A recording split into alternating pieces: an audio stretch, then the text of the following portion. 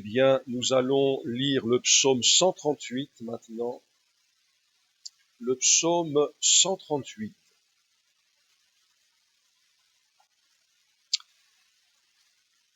De David, je te célèbre de tout mon cœur.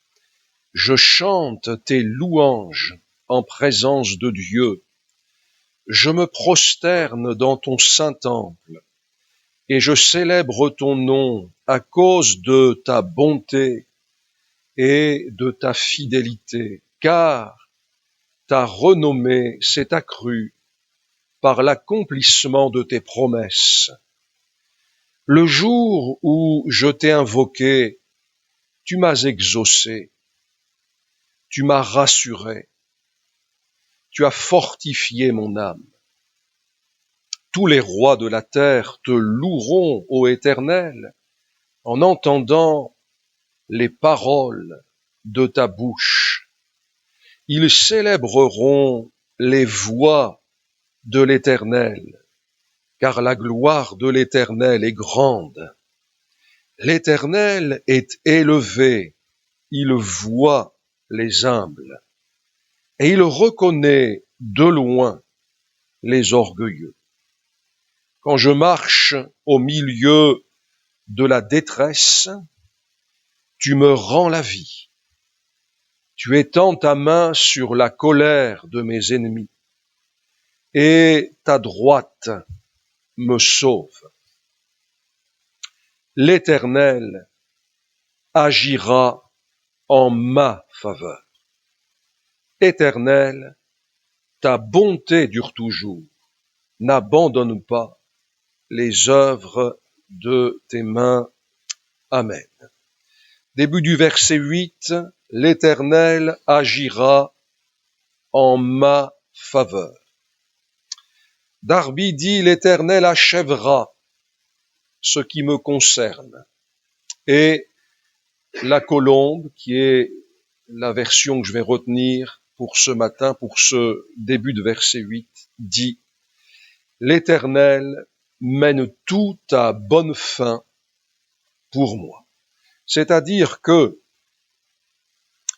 l'Éternel agira en ma faveur n'est pas seulement une action favorable, ce qui déjà est quelque chose, bien sûr, mais le travail, l'action de Dieu en la faveur du psalmiste est une action qui va se dérouler dans le temps, de telle sorte que la fin sera heureuse. Évidemment, c'est une nuance qui est dans le texte d'origine, qui est intéressante pour nous. Savoir que Dieu agit ou agira en notre faveur est important, mais savoir que l'action de Dieu en notre faveur va être une action dans le temps pour nous amener à une bonne fin. L'Éternel mène tout à bonne fin pour moi, donne certainement à cette parole-là une précision bien intéressante. Nous avons donc une action favorable de Dieu dans le temps pour bien finir. Alors la fin pour nous, c'est quoi? Bien, il y a une alternative. La fin pour plusieurs ici, probablement, va être la mort physique. Et la bonne fin, ce sera de mourir dans le Seigneur. Et la très bonne fin, ce sera de mourir dans le Seigneur après avoir une vie bien remplie pour le Seigneur. Ou bien, la bonne fin,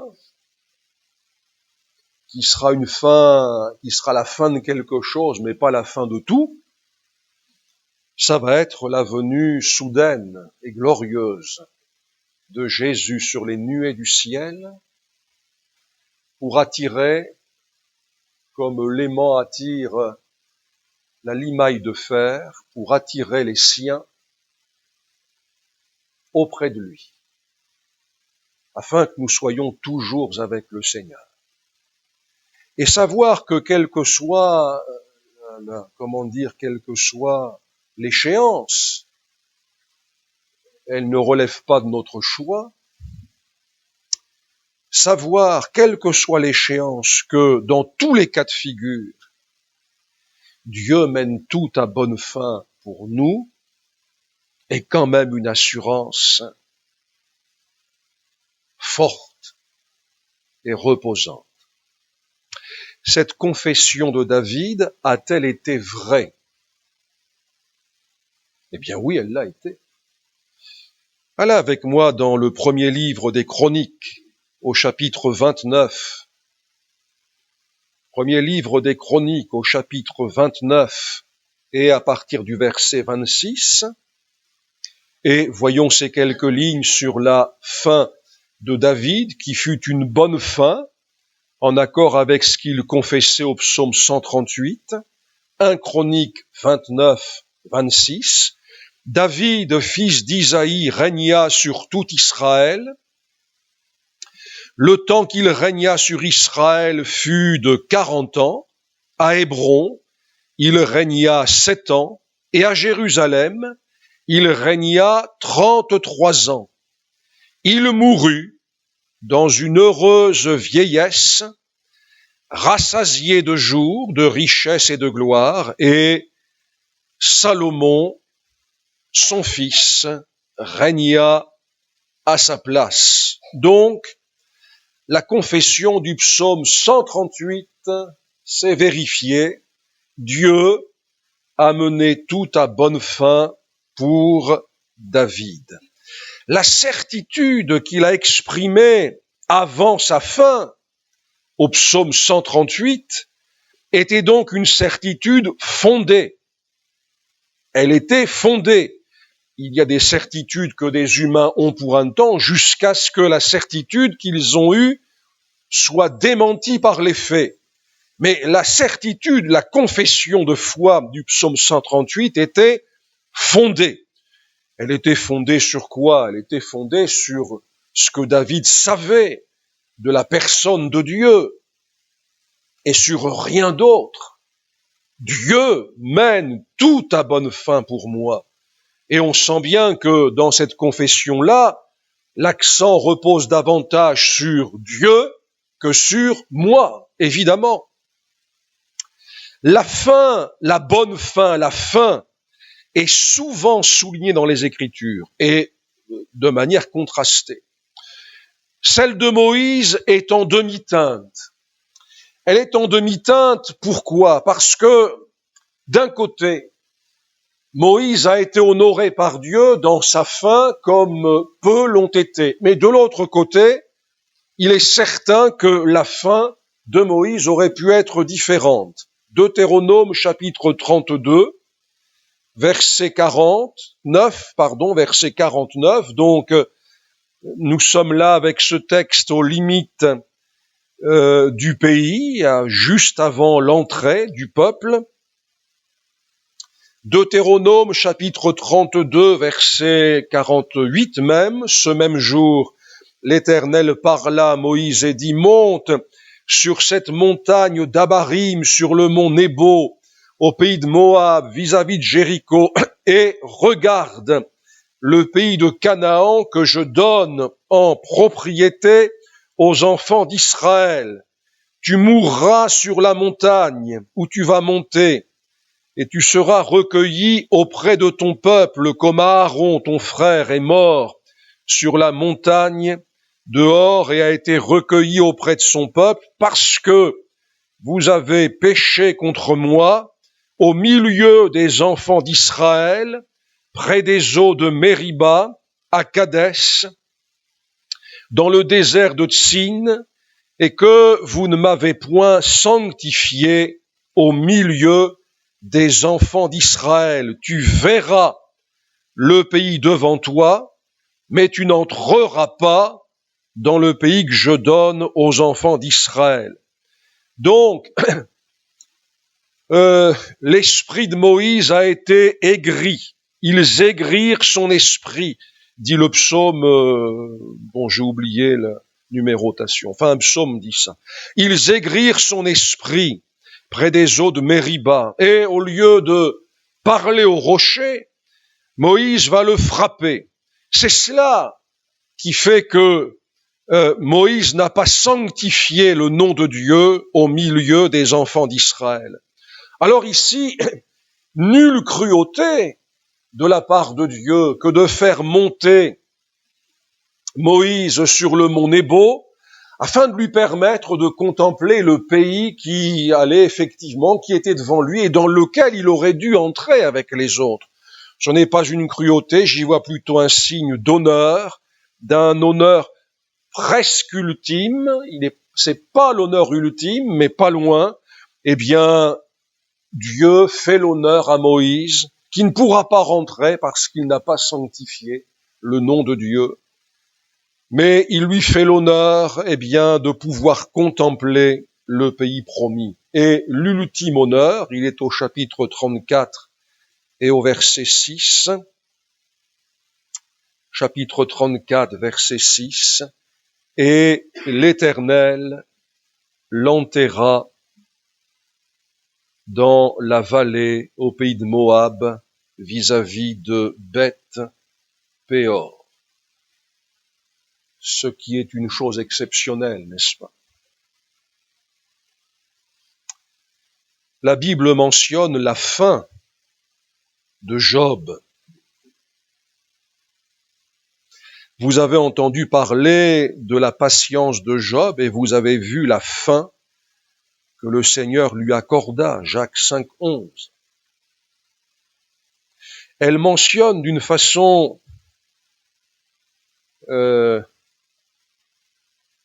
particulière la fin de la vie des conducteurs.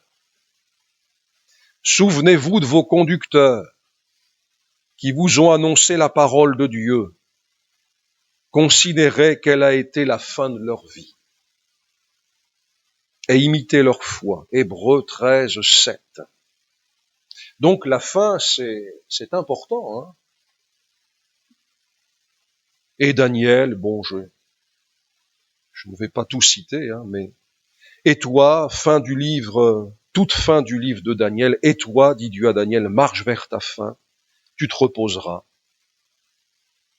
et tu seras debout pour ton héritage à la fin des jours. Donc la fin, dans les Écritures, la fin, ça compte évidemment, et je pense qu'on comprend bien aussi que ça compte pour nous. Hein. Vraiment, ça compte pour nous. Qu'en sera-t-il à la fin? La fin, c'est ce qui vient, comment dire, authentifier, c'est ce qui vient certifier tout ce qui a précédé.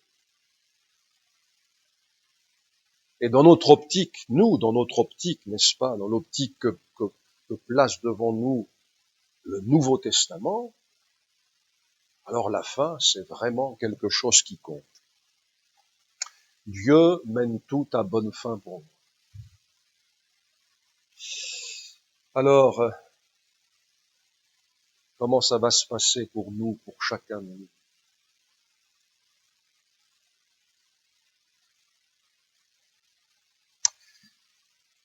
Ça a été vrai pour David. Ça n'a pas été vrai pour Jonathan. Ça n'a pas été vrai pour Saül. Ça n'a pas été vrai pour Joab, chef de l'armée. Je ne prends que ces trois noms puisqu'ils ont été des contemporains de David. Ça a été vrai pour David. Ça ne l'a pas été, la fin n'a pas été bonne pour Jonathan. Pourtant, franchement, il y a tellement de bonnes choses dans la vie de ce fils de roi, vraiment, de bonnes choses, des dispositions d'une noblesse, d'une intelligence spirituelle qui sort de l'ordinaire.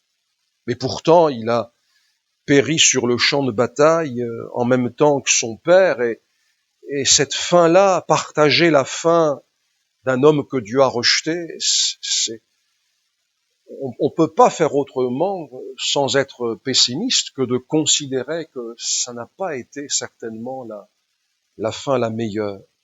Saül fut choisi par Dieu. Je ne cite pas des païens quand je vous dis ça n'a pas été une bonne fin pour eux. Je ne cite pas des païens, je ne cite pas des idolâtres, je cite des croyants.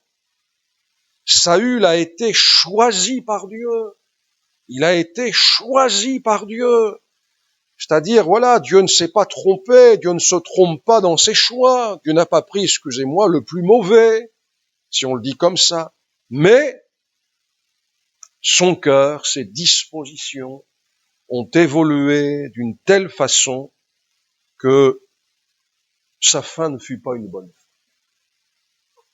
Joab, qui était chef de l'armée d'Israël, n'a pas davantage connu une bonne fin. Donc, d'un côté, nous avons une confession de foi qui repose sur Dieu et qui s'est révélée vraie pour David, et pas que pour lui, évidemment, et pas que pour lui, pour les apôtres, enfin pour un grand nombre de disciples anonymes du Seigneur.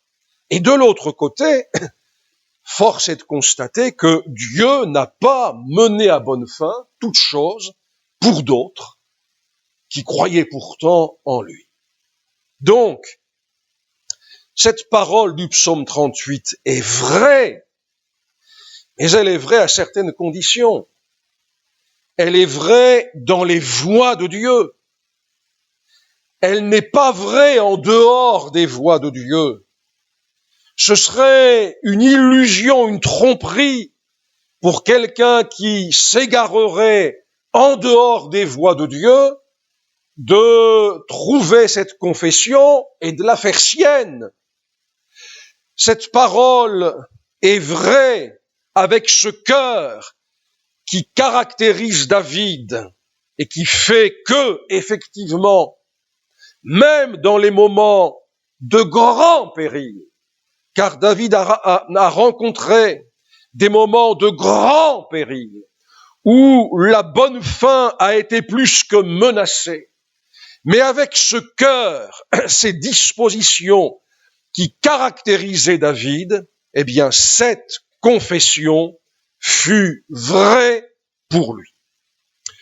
Que cette confession d'un Dieu qui mène tout à bonne fin soit faite par David rehausse encore la confession. Pourquoi? Bien parce que nous connaissons, je pense pour la plupart, la vie très mouvementée de David.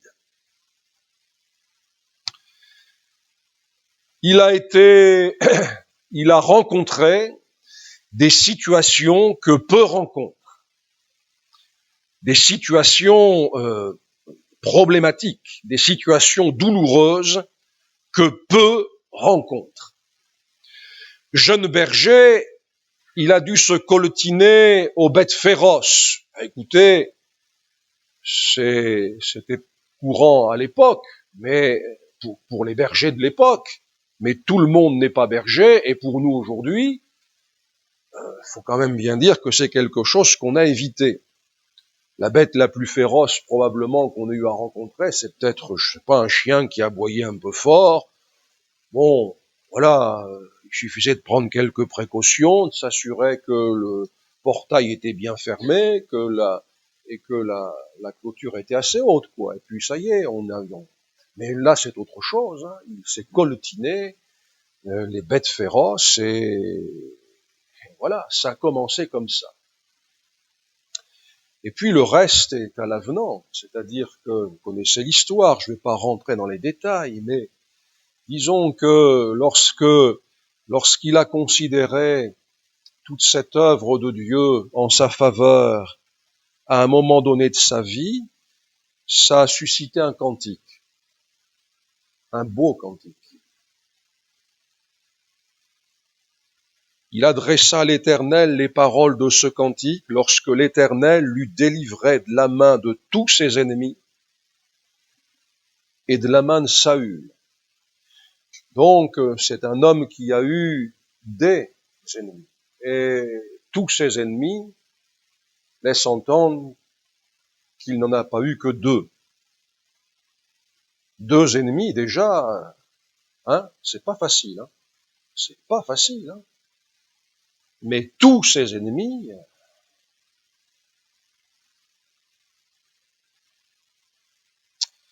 sans l'avoir voulu ou cherché,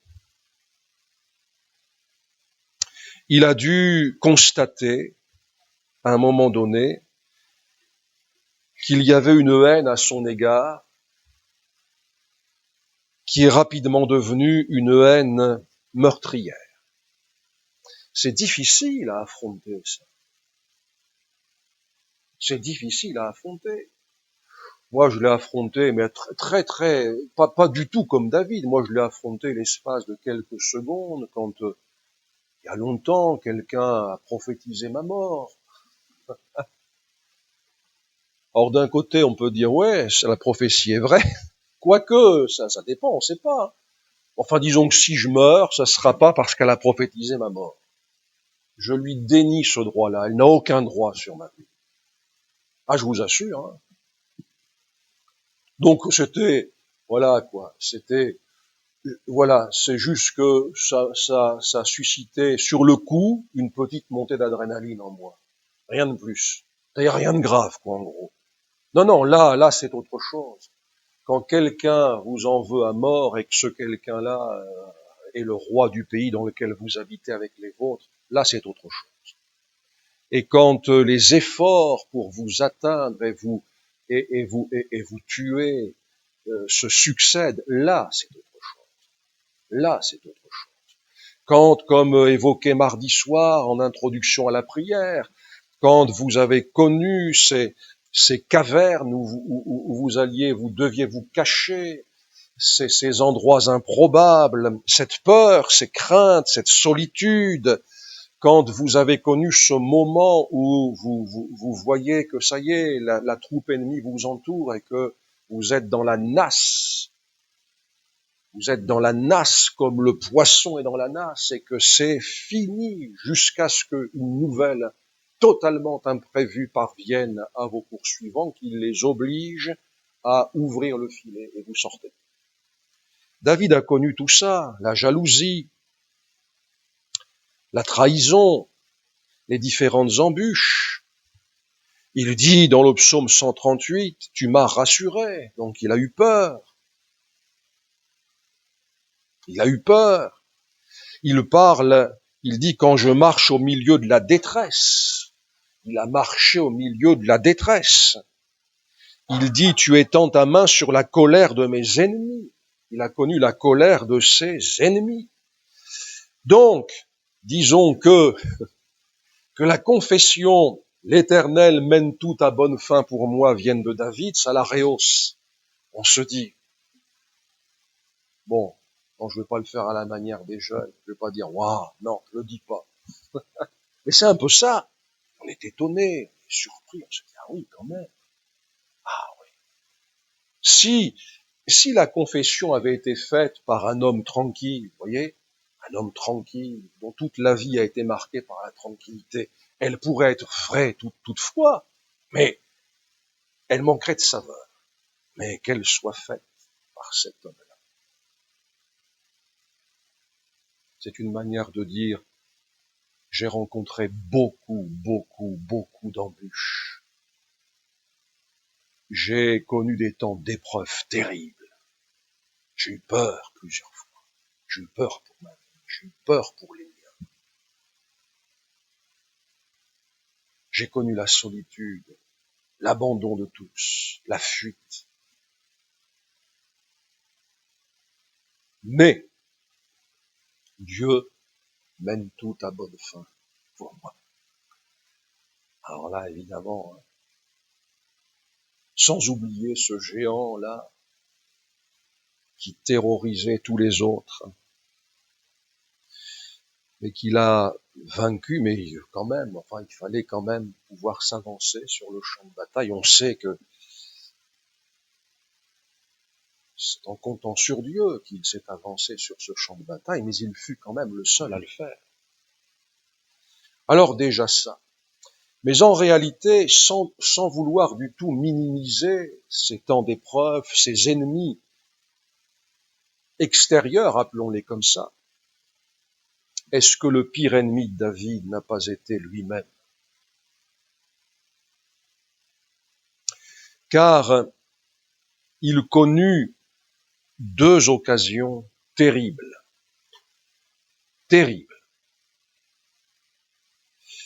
qui auraient pu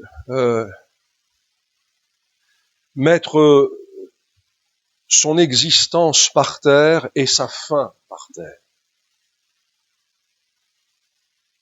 La première de ces deux occasions, c'est son adultère, l'adultère qu'il a commis avec Bathsheba.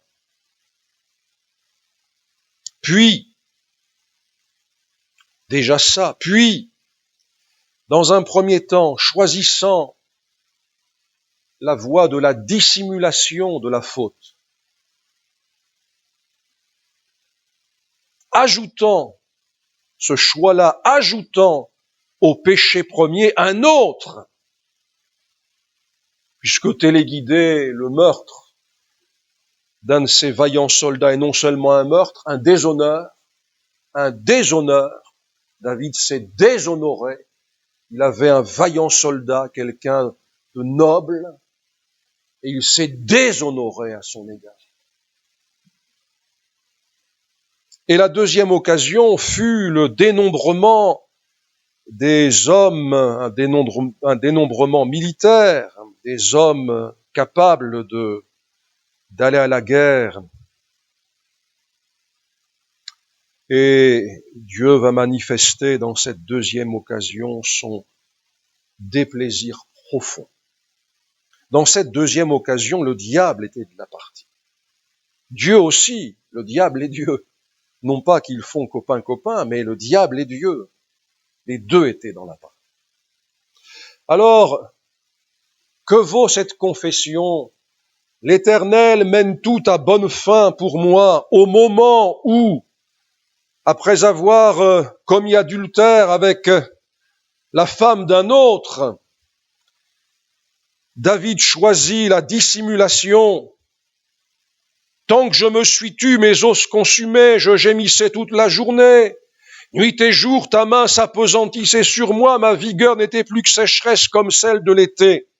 Que vaut donc cette confession dans ce moment-là, dans cette séquence de sa vie-là, qui n'a pas duré une nuit et un jour?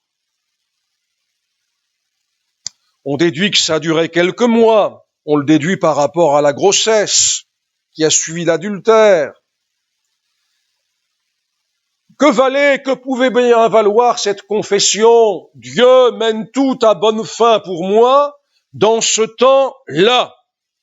Ou bien, que pouvait valoir cette confession qui s'est révélée vraie, je le rappelle, au moment où David s'obstine alors que quelqu'un auprès de lui le reprend, lui dit, je le traduis comme ça, tu ne devrais pas faire ça.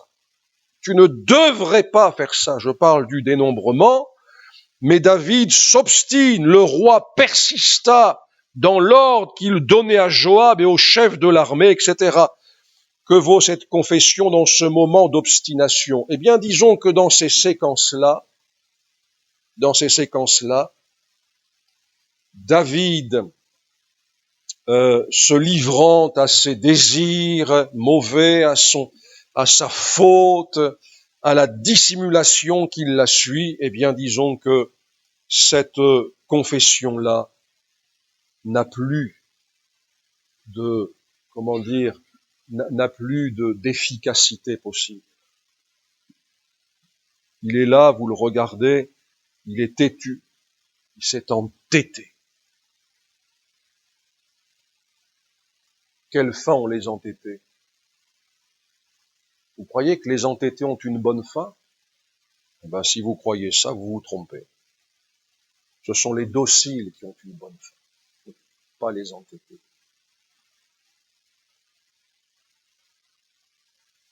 Quelle fin ont ceux qui n'écoutent qu'eux-mêmes? Ils n'ont pas une bonne fin.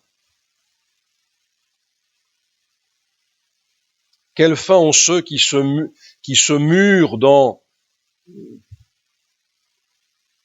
leurs désirs, dans leurs opinions,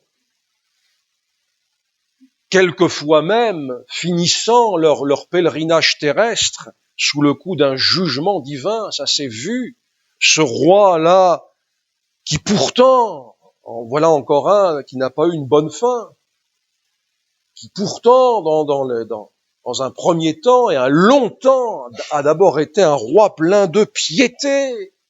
Voilà qu'à un moment donné, son cœur s'élève pour le perdre. Son cœur s'élève pour le perdre. Et le voilà qui pense que pour Dieu, il peut aussi jouer au sacrificateur.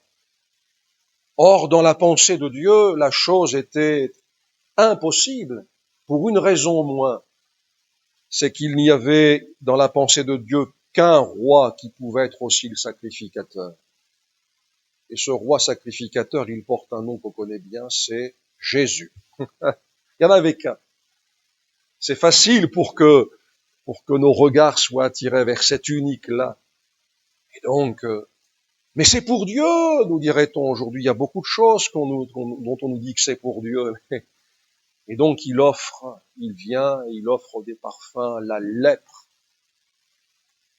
La lèpre vient aussitôt. Et cet homme se mure dans la marque du jugement de Dieu pour sa vie, jusqu'à la fin. Jusqu'à la fin. Non, il faut dire que David s'est mis en grand péril, et en même temps, pensez à lui, il est entêté, il n'en démordra pas, le dénombrement aura lieu. Pensez à lui, il a commis adultère, il sait qu'il a mal fait, mais il choisit de dissimuler.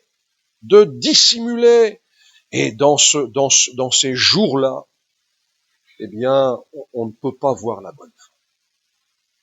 On peut plus la voir. Mais, en même temps, eh bien, Dieu agit en notre faveur. Dieu a envoyé un prophète. Nous sommes dans l'ancienne alliance. Dieu a envoyé un prophète. Écoutez, c'était quand même une action de Dieu en faveur de David. Vraiment, je sais qu'aujourd'hui, on pense différemment.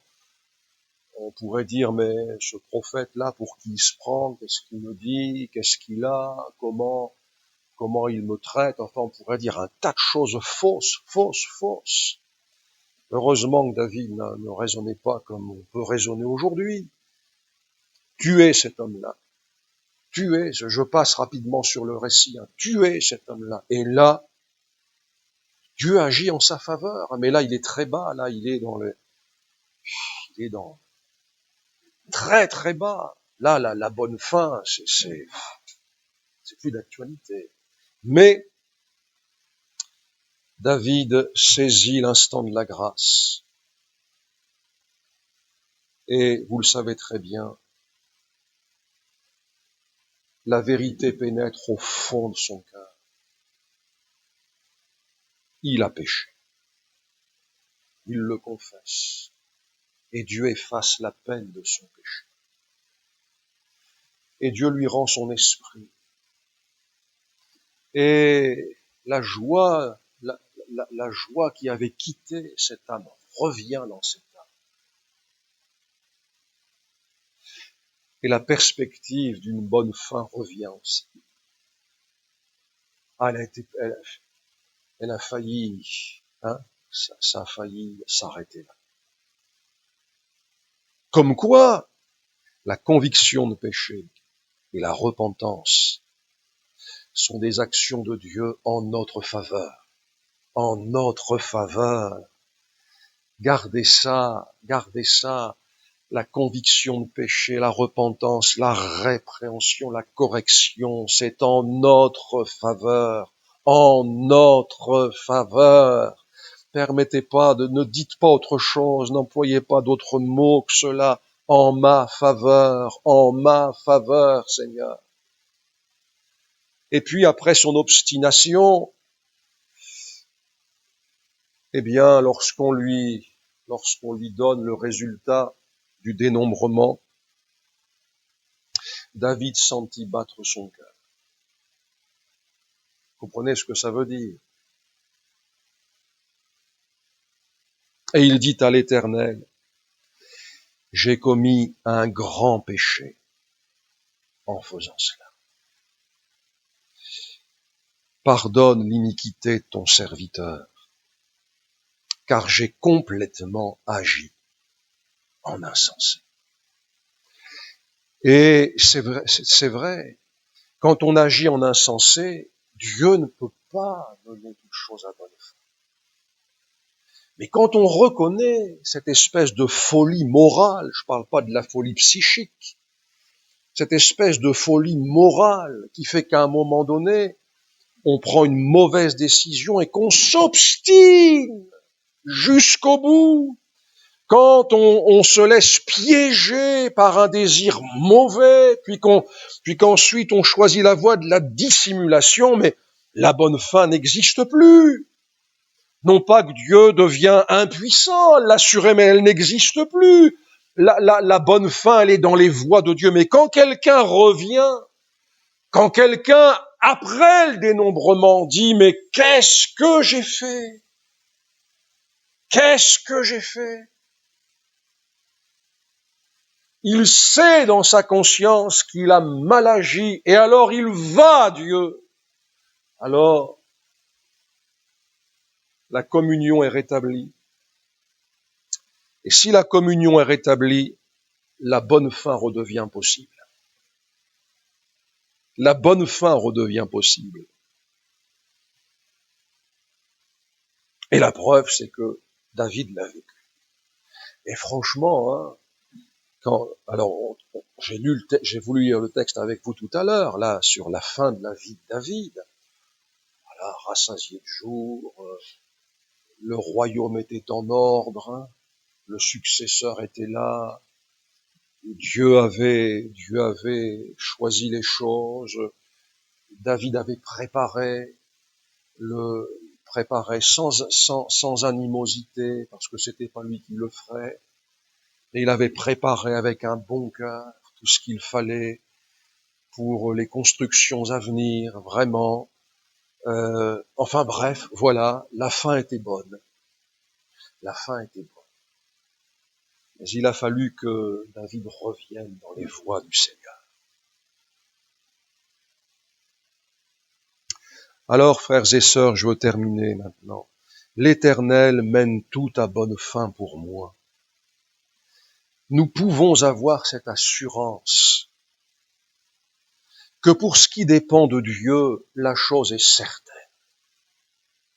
La chose est certaine. Dieu a de son côté tous ses avantages, les avantages de sa nature, c'est-à-dire sa sagesse parfaite, son autorité qui est sans limite, Il a pu s'occuper de tous les ennemis de David et ça faisait du monde, hein. Mais l'autorité de Dieu, sa sagesse, évidemment, sa compassion, le fait aussi qu'il soit fidèle à lui-même d'abord, c'est-à-dire que Dieu agit en fonction de sa nature et que quand quelqu'un, comme ça a été le cas de David, à un moment donné, reconnaît son égarement, sa faute et confesse la chose, alors Dieu est fidèle et juste, il pardonne déjà, il relève, il restaure, il rétablit, le fil qui avait été rompu reprend, la marche qui s'était arrêtée reprend, et donc la perspective d'être mené à bonne fin par Dieu reprend également. Et vraiment, alors, faut pas que ça devienne une confession superstitieuse, parce que là, ça serait une faillite totale. Mais vraiment, je crois qu'on peut se saisir de cette parole du psaume 138. L'Éternel mène tout à bonne fin pour moi. C'est-à-dire, c'est ce qu'il veut, c'est ce qu'il est prêt à faire, c'est ce qu'il peut faire.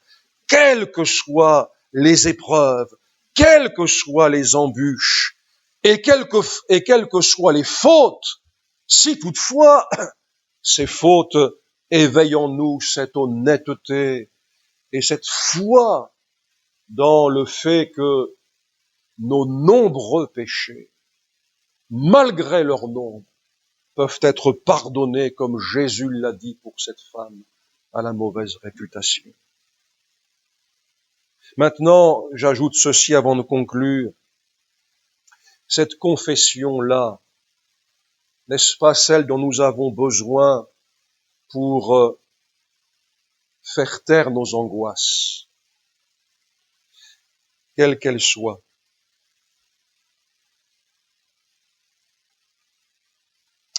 C'est maintenant qu'il faut le faire. Quand on sera arrivé au bout du voyage, quand on se retrouvera dans la gloire, j'imagine la chose suivante. Mais en même temps, je veux pas faire de science-fiction avec vous, hein, vous me connaissez bien maintenant. Mais je pense, j'ai quelques éléments dans les Écritures sur les voies de Dieu qui m'incitent à penser ce que je vais vous dire. On se retournera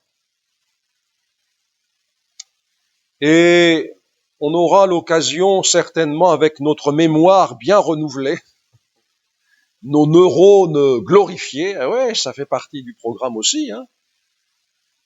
Je pense qu'on aura l'occasion de voir le voyage depuis le premier jour, depuis le premier moment, là, celui de la conversion à Dieu, jusqu'au terme. Et il me semble que là, à ce moment-là, la chose deviendra nette et évidente.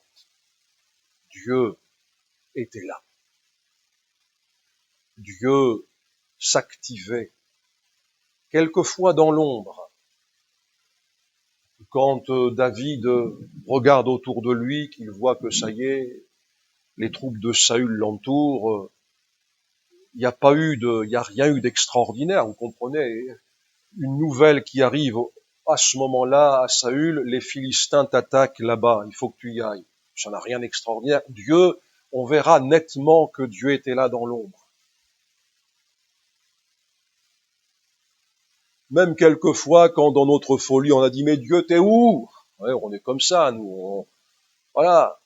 On verra nettement, moi je crois ça, je crois qu'on verra nettement, avec évidence, cette providence de Dieu, cet effort de Dieu qui a agi en notre faveur, même quand d'abord on l'a pas compris. On verra ça clairement. Et ça alimentera, je pense que ça alimentera les louanges et les actions de grâce. Il n'y aura pas de muet dans le ciel. Ça ne peut pas exister. C'est une impossibilité. Donc nos bouches s'ouvriront parce que les choses deviendront. Alors ça va être un moment, hein. Ça va vraiment être. Vous vous rendez compte, on va voir clairement, quoi. Dans les moments d'angoisse, il était là. Je crois qu'on va le voir. Je crois que ça va être évident.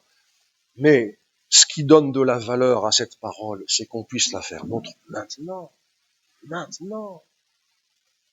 Quelles sont tes angoisses, mon frère, ma sœur? Elles ont quoi pour objet? L'avenir professionnel?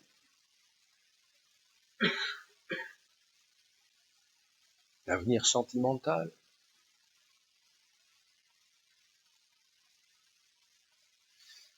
Il y a une recrudescence des craintes dans le monde. Il y a aujourd'hui des craintes qui existent, qui n'existaient pas il y a quelques années. Alors quelquefois, quand on est saisi par des angoisses, on cherche une solution, on veut quelquefois, on voudrait avoir une précision que Dieu doit nous donner. On aimerait que Dieu soit précis avec nous pour répondre à cette angoisse-là. Et Dieu ne donnera pas de précision. Ce qui ne veut pas dire que Dieu se désintéresse, que Dieu nous laisse. Non, il la donnera pas. Et quelquefois, quand il la donne pas, on la crée. Alors, ce qui est pire, On la crée, en quelquefois on la crée, cette précision. Dieu la donne pas parce que Dieu ne fonctionne pas forcément comme ça. Et alors on va chercher à la créer, on va consulter son prophète personnel, on va prendre son téléphone, tout ça, on va lui dire qu'est-ce que tu as reçu pour moi, et l'autre il va s'exécuter, le bêta. Oui, je le dis bien, le bêta. Et encore là je suis gentil.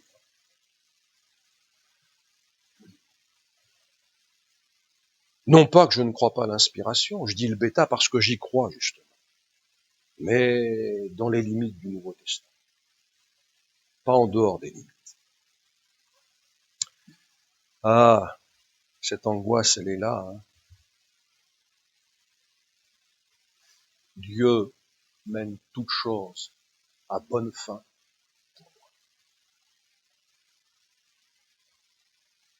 C'est maintenant qu'il faut que ça rentre dans ton cœur maintenant. Là.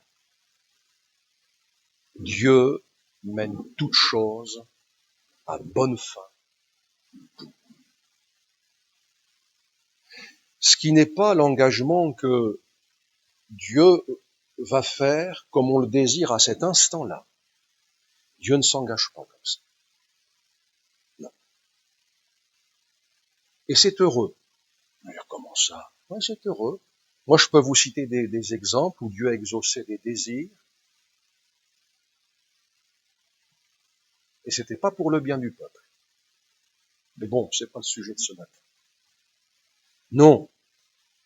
Cette assurance, c'est quels que soient les temps, quelles que soient les circonstances, quels que soient les moyens, quel que soit tout ça, Dieu mène tout à bonne fin pour moi. Et là, les angoisses peuvent commencer à prendre leur envol. Voilà. Dieu mène tout à bonne fin. J'ai pas besoin de précision, j'ai pas forcément besoin de précision. Vous comprenez, avec ce genre de paroles, j'ai ce qu'il me faut. Dieu me donne ce qu'il me faut. Dieu me donne ce qu'il me faut. La fin sera bonne. Même si c'est pas le chemin auquel j'aurais pensé, ça arrive, et pas qu'un peu. Mais la fin, Dieu mène toute chose à bonne fin pour moi. Que son nom soit béni. Amen. Seigneur, nous te célébrons, nous pouvons être certains, sans nous tromper, de ton amour réel.